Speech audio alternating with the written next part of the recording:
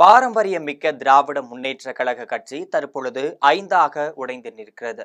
திமுக தலைமை மீது வெறுப்பு கொண்ட நிர்வாகிகளும் தொண்டர்களும் உள்குத்து வேலைகளை செய்துட்டு வராங்க.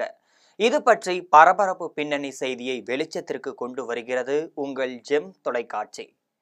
வருகின்ற சட்டமன்ற தேர்தலில் 200 தொகுதிகளில் வெற்றி பெறும் இலக்கோடு திமுக தலைவர் மு.க.ஸ்டாலின் பம்பரமாக பணியாற்றி வருகிறார். புதிய திட்டங்களை அறிவித்தும் மக்களை கவருவதுடன் கட்சி நிர்வாகிகளையும் தனிப்பட்ட முறையில சந்திச்சு பேசிட்டு வராரு. அந்த வகையில தான் உடன்பிறப்பே வா என்ற தலைப்பில இதுவரை 40 மாவட்ட செயலாளர்கள் தலைமையிலானதான் நிர்வாகிகளையும் சந்திச்சு பேசி இருப்பதாகவும் தகவல் வெளியாகி இருக்கு.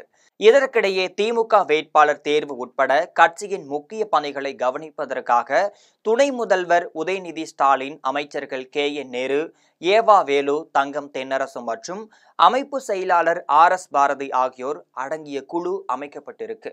இவர்கள் மாவட்ட வாரியாகவும் அணிகள் வாரியாகவும் நிர்வாகிகளை சந்தித்தும் ஆலோசனைகளையும் நடத்திட்டு வராங்க.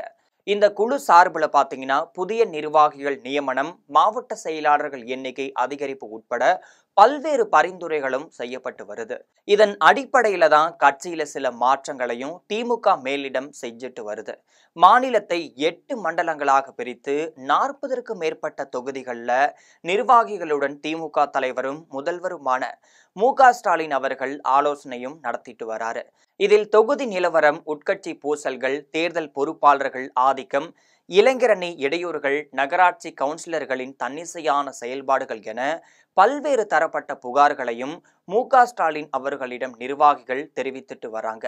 இது குறித்து முதலமைச்சர் மு.க.ஸ்டாலின் இதுவரை எந்த நடவடிக்கையும் எடுக்கப்படாதால நிர்வாகிகள் மனவேதனையில இருந்துட்டு வருவதாகவும் தெரிய வந்திருக்கு.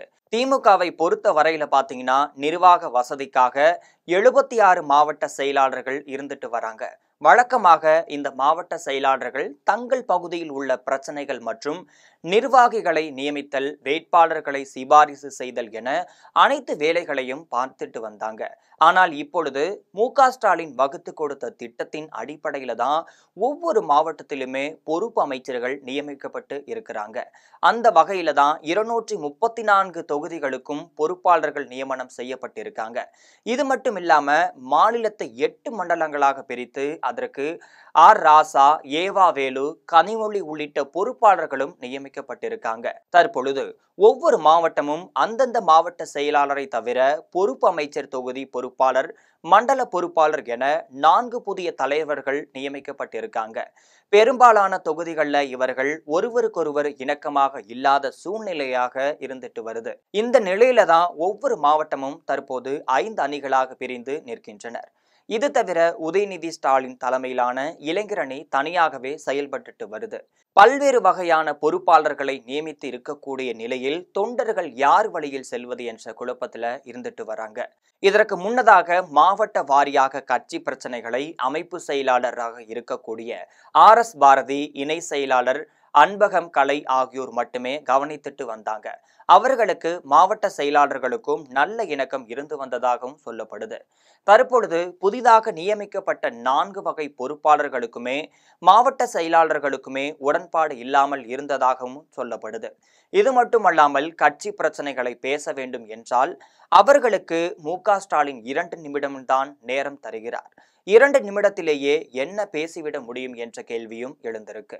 இது தவிர தலைவர் மு.க.ஸ்டாலினிடம் கள நிலவரங்கள் குறித்து புகார் கொடுத்தால் காதில் வாங்கி கொள்கிறாரை தவிர இதற்கு எந்த ஒரு நடவடிக்கையும் எடுப்பதில்லைன்னு சொல்லப்படுது. ஒவ்வொரு மாவட்டத்திலுமே திமுக பல அணிகளாக பிரிந்து ஒருவருக்கொருவர் போட்டி போட்ட நிலையில இருந்துட்டு வராங்க. இதனை மு.க.ஸ்டாலின் எப்படி சமாளிக்க போகிறார் என்ற கேள்வியும் எழுந்திருக்கு. திமுக நிர்வாகிகள் மற்றும் தொண்டர்கள் 5 அணிகளாக பிரிந்து கிடப்பதால தான் வேட்பாளர் தேர்வு, பூத் கமிட்டி அமைத்தல் போன்ற தேர்தல் பணிகள்ல பாதிப்பு ஏற்படலான்னு சொல்லப்படுது. வேட்பாளர்களுக்கு தகுதியான ஒருவரை மாவட்ட செயலாளராக தேர்ந்தெடுத்தால் மற்ற பொறுப்பாளர்கள் அவர் குறித்த தவறான தகவலையும் தலைமைக்கு புகார் தெரிவித்து வருகின்றாங்க. இதனால வேட்பாளர் அறிவிக்கப்படும் பொழுது அவருக்கு கட்சி தொண்டர்கள் அனைவருமே ஒன்றாக இணைந்து செயல்படுவார்களா என்ற மிகப்பெரிய கேள்விக்குறியும் இப்பொழுது திமுகவை பிடித்து ஆட்டிட்டு இருக்கு. உடனடியாக முதலமைச்சர் மு.க. ஸ்டாலின் அவர்கள் இந்த விவகாரத்துல தலையிட்டு அனைத்து பொறுப்பாளர்களையும் நிர்வாகிகளையும் ஒருங்கிணைக்க வேண்டிய அவசியமானது ஏற்பட்டு இருப்பது என்பது திமுக தொண்டர்களின் எதிர்பார்ப்பாகவே இருந்துட்டு வருது.